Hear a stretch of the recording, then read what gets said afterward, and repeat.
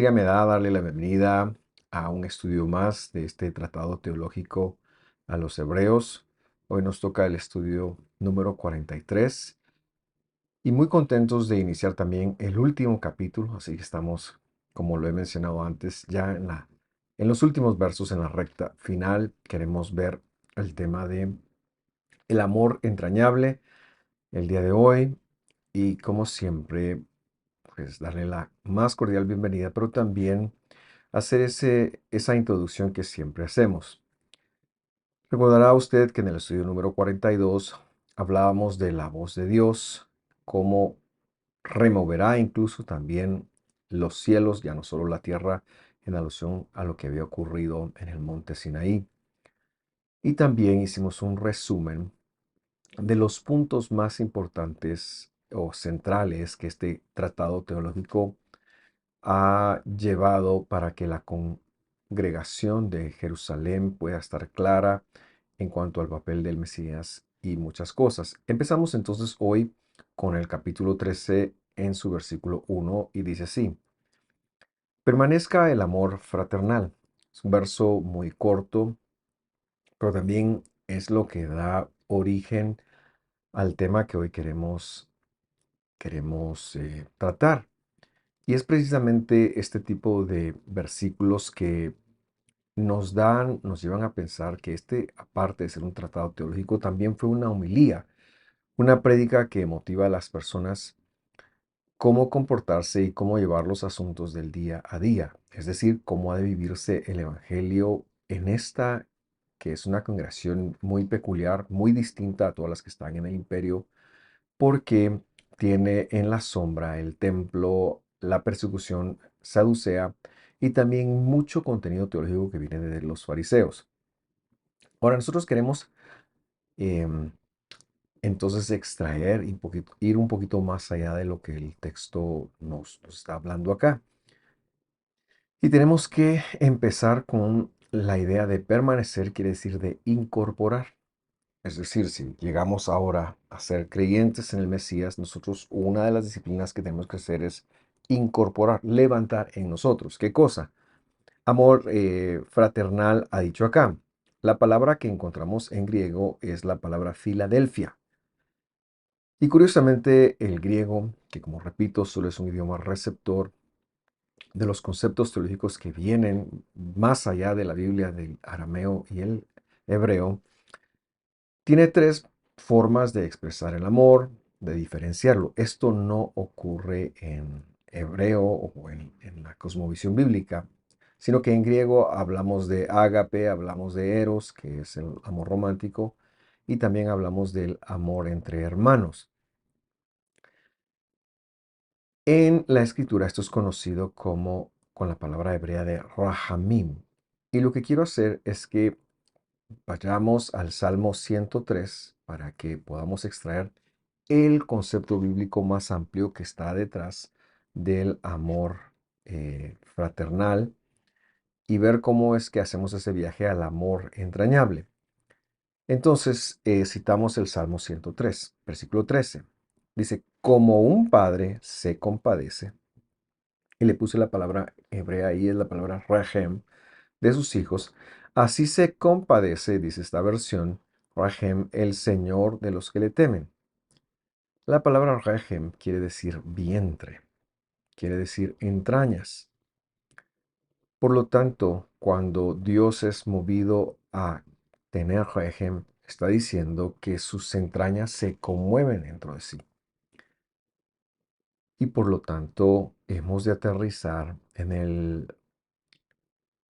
el punto de qué es eso. Y eso es el amor entrañable de Dios, un amor que viene desde las entrañas de Dios. Y la idea acá es que todos hemos sido hechos hijos de Dios, adoptados desde el mismo vientre de Dios. Esta es la palabra regem, entonces, que da origen al sustantivo hebreo rahamim, que es precisamente lo que se traduce como amor entrañable. Por lo que el autor, tanto en los Salmos como en Hebreos, está invitando a las personas a considerarse que fueron paridos del mismo vientre, es decir, del vientre del mismísimo Dios. Hay algo cuando se tienen hermanos en la carne, me refiero, hay una conexión muy importante. Esa misma conexión es la que Dios está acá pidiéndonos, como recordará usted, hablábamos de incorporar, pidiéndonos que incorporemos a nosotros. En este sentido, la escritura es muy amplia y se ha dado a conocer en muchos versículos. Quiero tratar uno de ellos que se encuentra en Gálatas 6:10 y leemos: Así que entonces hagamos bien a todos, según tengamos oportunidad. El apóstol está hablando del comportamiento del creyente y luego dice, y especialmente a los de la familia de la fidelidad, es decir, a los de la familia de la fe. Hay algunas traducciones que dicen esto. Y lo que tenemos que conectar es que somos responsables del cuerpo del Mesías, tanto como si hubieran salido de la misma matriz de nuestra madre, de la matriz que nos dio a luz. A partir de acá, entonces, el reto se convierte en definir qué es un familiar en la fidelidad, cuál es la familia de la fidelidad. Hoy en día vemos con mucha preocupación que cualquiera se llama creyente o cristiano y sigue teniendo comportamientos que defraudan a sus mismos hermanos, y esto ha generado mucha desconfianza de las personas y ha puesto un mal nombre a lo que la escritura quiere darnos a entender. Por eso es necesario que nosotros nos aclaremos quién es un miembro de la familia de Dios y que sepamos que Dios está esperando que nosotros actuemos de acuerdo a lo que Él nos pide, de acuerdo a que todos llegamos o todos vinimos del mismo vientre de Dios, porque hemos sido adoptados por Él. No estoy hablando de que Dios tenga una matriz y no estoy hablando de eso, pero estoy hablando de la adopción que Él nos ha tenido. Entonces, ¿cómo podemos identificar a un miembro de la familia de la fidelidad? Es la misma escritura la que se encarga de darnos este componente. Y esto lo podemos encontrar en Hechos capítulo 15 de una forma muy hermosa, muy descrita. A mí siempre que tengo la oportunidad me gusta venir acá, recordar estos conceptos, enfatizar estos conceptos, porque tiene que ver con nosotros, tiene que ver con cualquier pueblo de la tierra. Vamos entonces al 15:19 del libro de los Hechos. Leamos. Por tanto, palabras del apóstol Jacobo, perdón.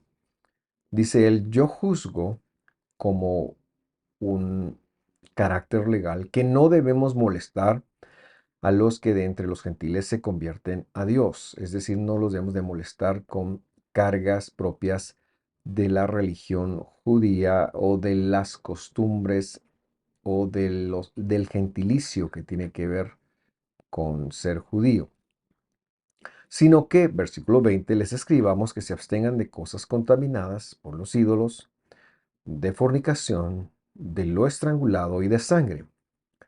Porque Moisés, versículo 21, desde generaciones antiguas tiene en cada ciudad quienes lo prediquen, pues todos los días de reposo es leído en las sinagogas. ¿Quién es un hermano? Es una persona que, aunque no piense exactamente igual en cuanto a situaciones de la escritura, por lo menos podamos compartir 5 cosas con ellos. Número 1. Debe ser una persona que haya confesado a Jesús como Salvador, como su Salvador, es decir, que vino en carne, que murió y que fue resucitado el tercer día. A esto se refiere el apóstol Jacobo con convertirse a Dios. En segundo lugar, debe ser una persona que esté dispuesto a apartarse de la idolatría y doblegar su cerviz, su mente, su cuello, a reconocer que existe solamente un Dios, no hay más dioses. Solo hay un Dios. Todas las demás son autodenominadas deidades o denominadas por otras personas deidades. Número 3. Debe de apartarse la fornicación del fornos, del forneo. ¿Qué quiere decir eso? De la inmoralidad sexual, como se describe en el capítulo 18 del Levítico, me parece que es, lo veremos un poquito más adelante. Y en cuarto lugar, debe ser alguien que se ha apartado de homicidio. A esto se refiere la instrucción que dice de lo estrangulado y de sangre.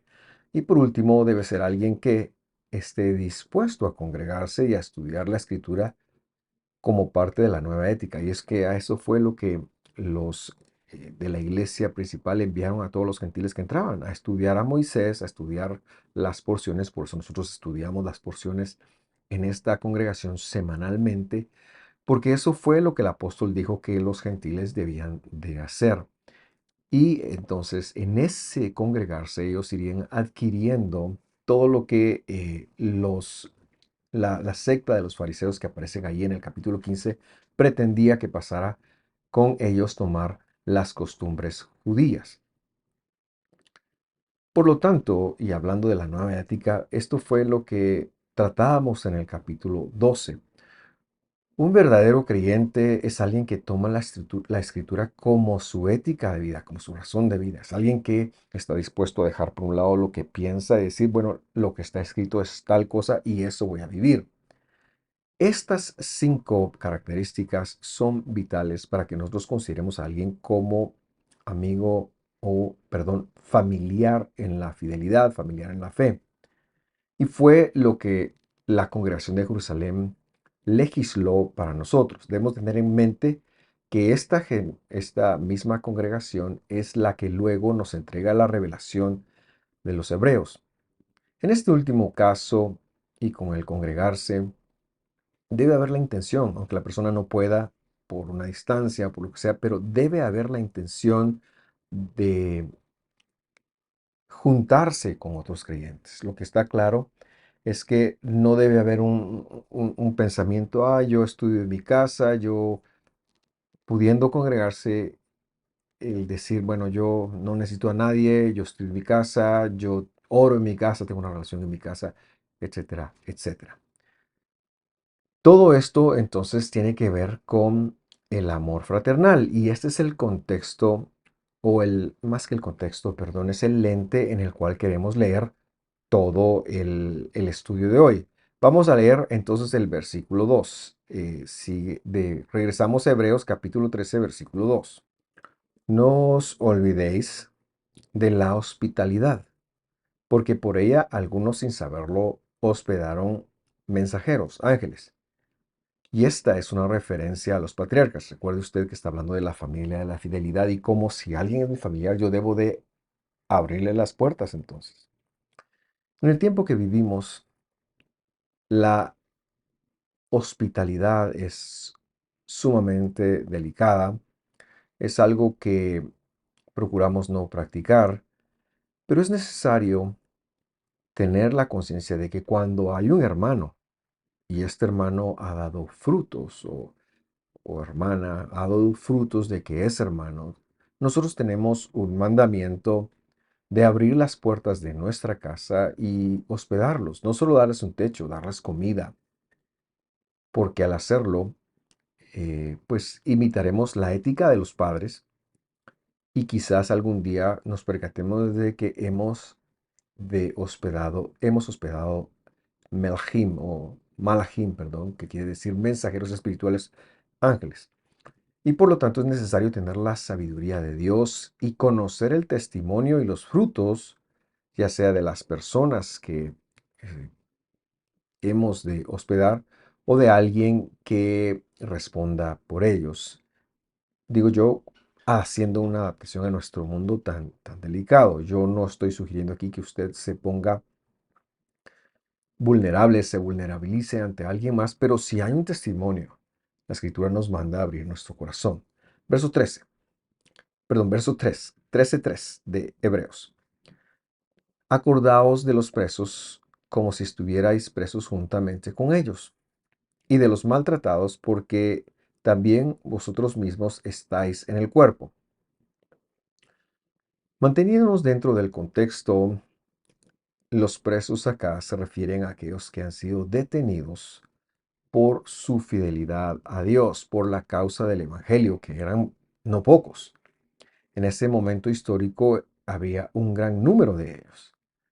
Por supuesto que paralelamente a nosotros, a esto, hemos de tener ministerios de evangelismo que visitan las cárceles, ministerios de restauración que visitan las cárceles, pero el verso, estando dentro del contexto del Rajamín, o sea, el amor entrañable, nos lleva en primer lugar a cuidar de aquellos que por dar testimonio de Jesús padecen sufrimiento, padecen persecución. No puede ser algo tan terrible como cárcel, pero incluso una persecución aunque no anden tras las rejas. Otra aplicación de esto también se puede hacer a aquellos que están presos emocionalmente, financieramente o tienen alguna clase de atadura en su vida. Y ellos no tanto por dar testimonio del Mesías, sino por sus malas decisiones. También hemos de recordar que son hermanos y hemos de acordarnos de ellos. Hemos de tener un ministerio de restauración.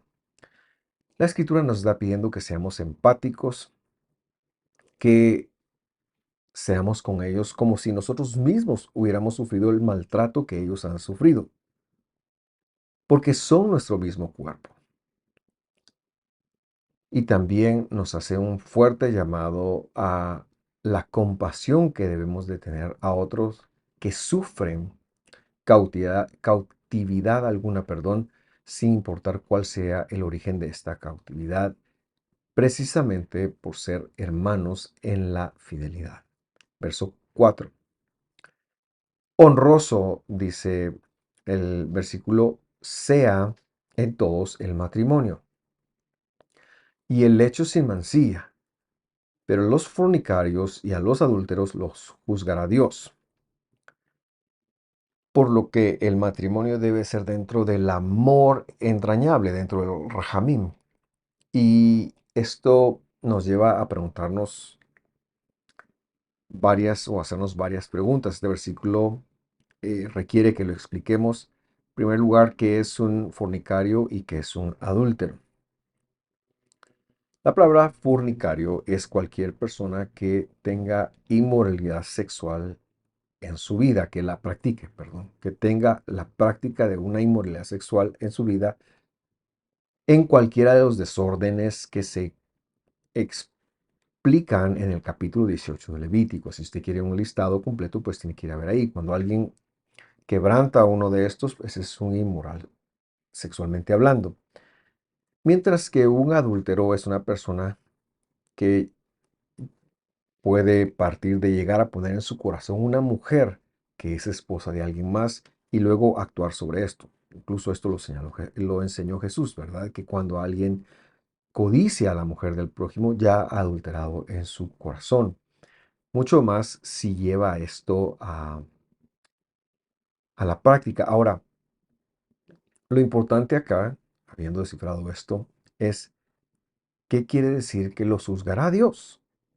Quiere decir que la iglesia no tiene nada que decir, que debemos de aceptar cualquier desorden. ¿Qué es lo que está tratando de decir la congregación? Y esto no es fácil de explicar y yo le invito a usted a que se sumerja en la mentalidad escritural porque puede que choque un poco con cómo vemos las cosas en el siglo XXI hoy. Aquellos que Dios va a juzgar son los que no están dentro de la escritura, los que no se consideran como hijos.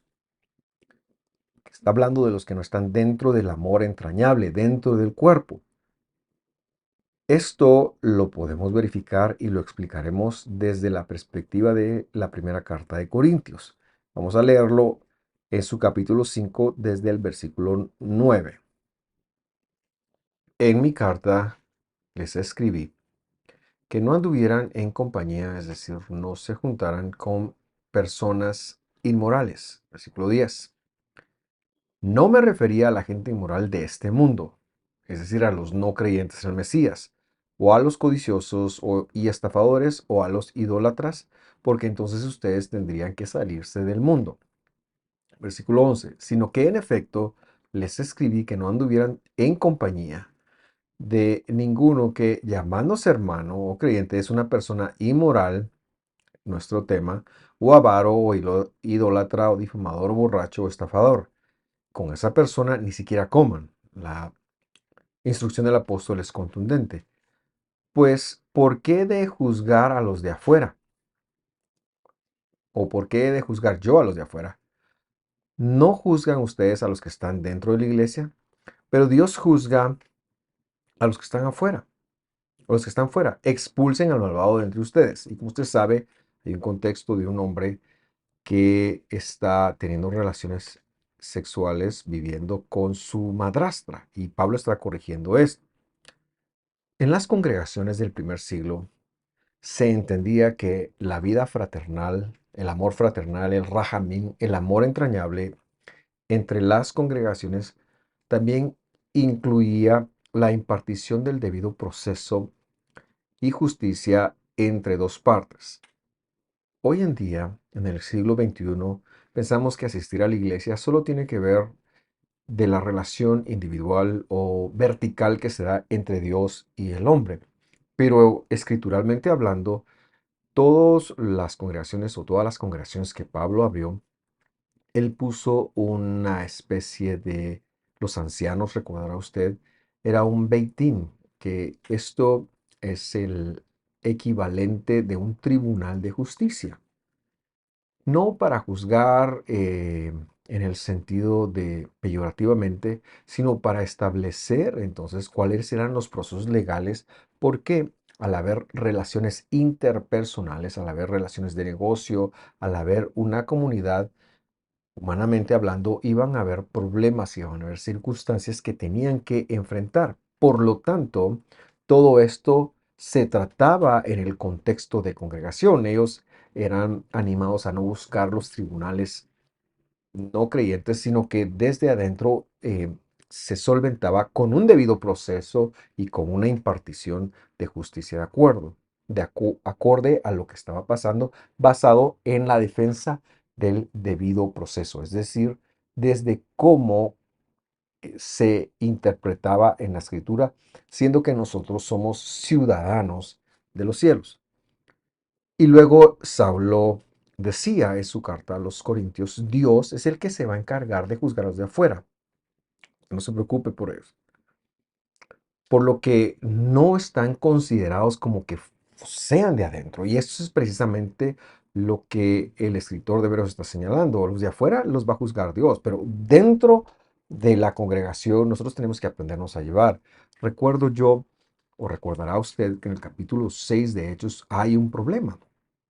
Y un problema en el cual se están discriminando a las viudas de los judíos que no son nativos de Israel, que han venido de las naciones y que se han convertido al Señor allí. Sus viudas están siendo discriminadas y hacen un juicio, hacen un proceso legal. Lo que pasa es que hoy en día se han malentendido versículos como no juzguemos para no ser juzgados. Claro, si en tu corazón estás pensando solamente, como decimos coloquialmente hablando, en bajarle el cuero a tu hermano o en hablar mal de él, por supuesto que la escritura prohíbe eso, pero sí que debiéramos nosotros de buscar que se imparta un debido proceso dentro de nuestras congregaciones y que cuando alguien falle, debemos de buscarlo amorosamente.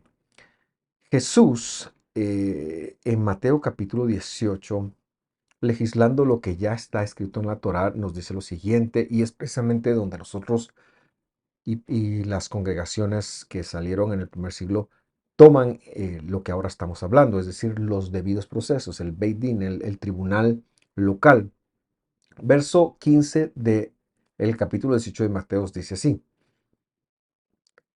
pero, oh perdón, si tu hermano peca, ve y repréndelo a solas. Si te escucha, has ganado un hermano. Verso 16, pero si no te escucha, segunda parte del proceso. El primero es confronta a la persona con su pecado. Segundo es lleva contigo a uno o a dos más para que toda palabra sea confirmada por boca de dos o tres testigos. Este es el debido proceso. Versículo 17. Si rehúsa escucharlos, entonces dilo a la congregación, dilo a la iglesia, y si también rehúsa escuchar a la iglesia, sea para ti como el gentil y el recaudador de impuestos. Ahora bien, el hecho de expulsarle de la comunidad tenía que ver con que esta persona reflexionara sobre su actuar porque estaba siendo eh, disciplinado o disciplinada por Dios para que reflexionara sobre lo que estaba pasando. Versículo 18. Palabras de Jesús. Amén les digo. Así está escrito. Esto quiere decir que lo que Jesús ha dicho hasta ahora está escrito en la Torá y Él lo está interpretando. Que todo lo que ustedes aten en la tierra será atado en el cielo y todo lo que desaten en la tierra será desatado en el cielo. Hace algunos años nosotros interpretábamos esto en función de la autoridad que nosotros teníamos, pero ahora correctamente hablando, cuando nosotros legislemos para atar o para desatar, es decir, atar es permitir algo y desatar es prohibir algo, en los cielos esto será visto como un espejo. ¿Por qué razón? Porque estamos respetando el debido proceso. Regresamos entonces a nuestra carta o a nuestro tratado teológico de Hebreos para ya ir buscando aterrizar la enseñanza de hoy. Recuerde usted, estamos hablando del amor entrañable y hemos visto lo hermoso que es pensar que todos hemos sido dados a luz por la matriz de Dios, es decir, porque somos adoptados, pero también el amor requiere una contraparte de disciplina y algo de esto ya hablamos en el capítulo 12 y el autor lo vuelve a tocar nuevamente. Regresamos al versículo 5 y entonces dice ahí, sean vuestras costumbres, es decir, camino, sin avaricia, contentos con lo que tenéis ahora, porque él dijo, no te desampararé ni te dejaré. El autor está citando Deuteronomio capítulo 31, versículo 6, en donde dice, sean firmes y valientes. Vea lo amplio del mandamiento. No teman ni se aterroricen ante ellos, ante las personas que habían de pelear para conquistar la tierra, porque el Señor tu Dios es el que va contigo, no te dejará ni te desamparará. En esta orden de noticias, o en esta orden de la lectura, perdón, hemos de aprender a rendir cualquier avaricia. Entiendo el hecho de tener una sana ambición para crecer, para prepararnos, para cumplir el propósito de Dios.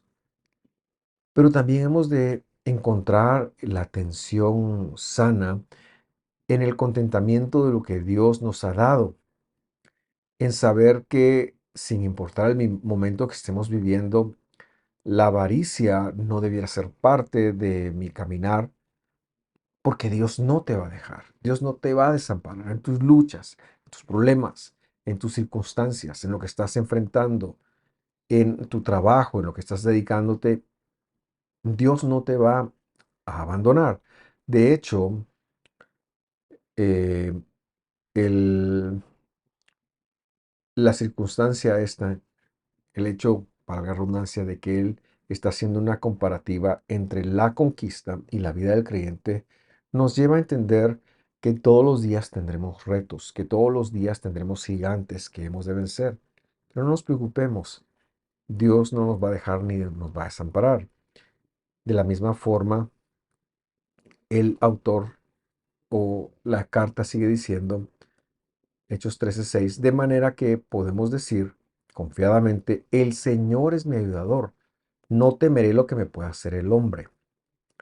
El autor cita ahora el Salmo 118, versículo 6, para hacernos entender que todas las cosas dependen de Dios.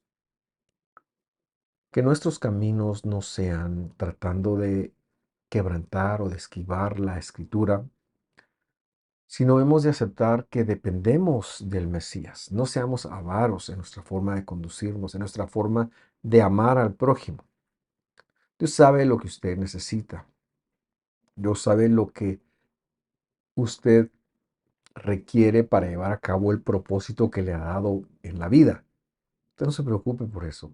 A veces caemos en recordar la oración y en confesar como que Dios se le hubiera olvidado y nuestra oración continua como que fuera como para recordarle a Dios lo que se ha olvidado. Un poquito de esto se exagera cuando se habla de la confesión positiva, pero Dios sabe lo que necesitamos.